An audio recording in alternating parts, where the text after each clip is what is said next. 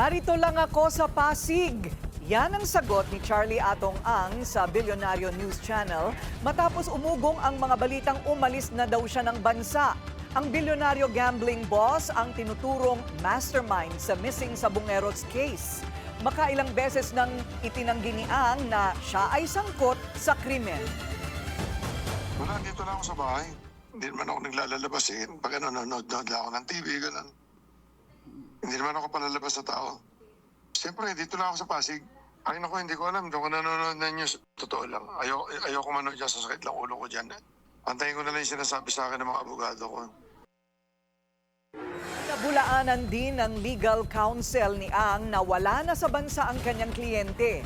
Itinanggi rin niya na mayroong hold departure order laban kay Ang dahil wala pa naman daw opisyal na nakasampang kaso. Kasi ang create. Kausap ko lang kagabi.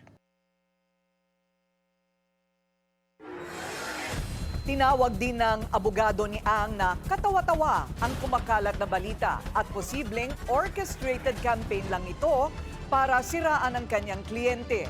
Handa raw silang magsampa ng reklamo laban sa mga nagkakalat ng naturang impormasyon. Manatiling nakatutok sa Bilyonaryo News Channel. Sumubaybay sa aming social media accounts at mag-subscribe sa aming YouTube channel para sa mga bago at eksklusibong balita.